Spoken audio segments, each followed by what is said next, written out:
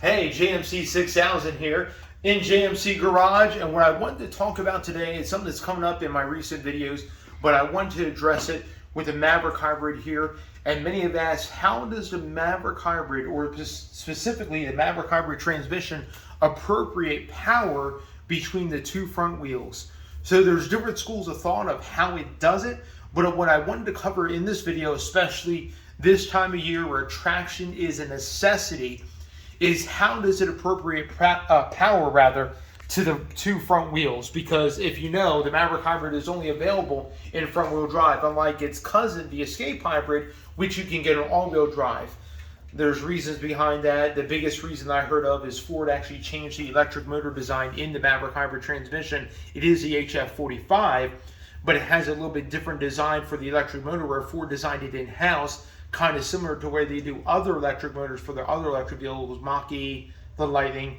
Anyway, and because of that newer design that they implemented for the Maverick Hybrid, they weren't able to use an all-wheel drive kind of a traction design, or with the differential and sending power back to the rear wheels via the hybrid system, versus the Escape has a little bit different, the older design for the HF45.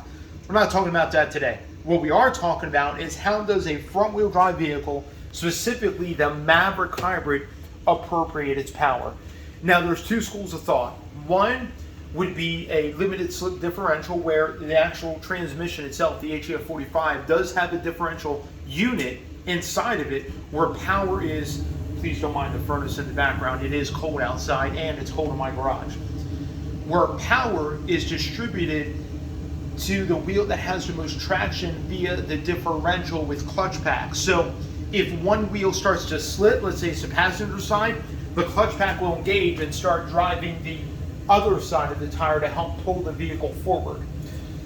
On the HF45 transmission, they don't use a limited slip differential. What Ford actually uses is brake distribution. And what they do is it's an open differential. What I mean by open is that power just goes to the wheel that even has the least amount of traction. Doesn't matter. Power is going to go through the differential the easiest path possible in an open diff. So what Ford has done with this differential and what Ford has done with the traction on the Maverick Hybrid transmission is that they'll use brake distribution, whereas the wheel that has the least amount of traction, Ford will actually start grabbing the brakes on that wheel. Let's say it's a passenger side that's slipping all the time. It'll start tapping or grabbing the brakes on that side. That'll force power to go from that wheel over to the wheel that has more traction, if that makes sense. So it distributes the power via the brakes versus using a locking or a limited slip differential. So that's the way that works, and I have to say Ford has done an excellent job with this transmission, even in the conditions of the snow and the ice and everything else, where it actually appropriates power pretty well. There's been times, and I've shown videos, where I've had deep snow situations, and actually many people have commented on that and say, well, why do you have the traction control off in a deep snow situation? Well, here's the thing. Traction, when the traction control system is on in the Maverick Hybrid, it cuts power so much that the wheels are just barely turning and I'm not able to go anywhere. So when you take the traction control off, you get the wheels to spin. What it does now is actually helps you appropriate power better with the traction control off than with the traction control on.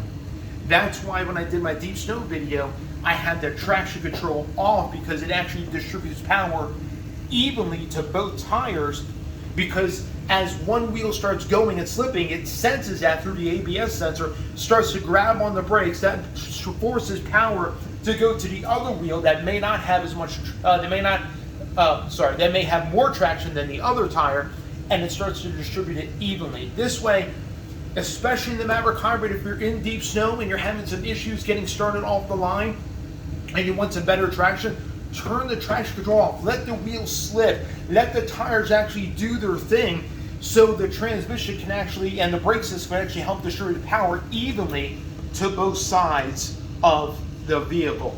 Anyway, that's why it does that, and that's the reason why I've done that in my previous videos. Now, many times, especially when I'm traveling down the road, I'll keep traction control on and the unit in slippery mode. What slippery mode does is kind of activate a hypersensitivity to the brakes, where it'll help to grab some of those tires that are least amount of traction with the brake system, help distribute the power even more quickly than it would if slippery mode was not on, if that makes sense. It makes it hypersensitive to where it can distribute power even better than it would if it was in normal mode or in sport mode or in tow haul mode or the other modes that this vehicle has. Anyway, I hope that briefly or helps best to explain how the Maverick with the HF45 hybrid transmission in the Maverick Hybrid distributes its power to both front wheels, especially in slippery conditions and snowy conditions and things of that nature. All right, well, you guys be blessed. Stay tuned for more videos. Again, if you have any questions or comments, put it in the comment section. I do read those. I do respond to those as best I can. I upload a video every single Wednesday, so subscribe, hit the bell notification, so every time I upload a video, you get notified, and we have more videos to come. Thank you for tuning in to JMC 6000 JMC Garage here in my garage, which is now 36 degrees.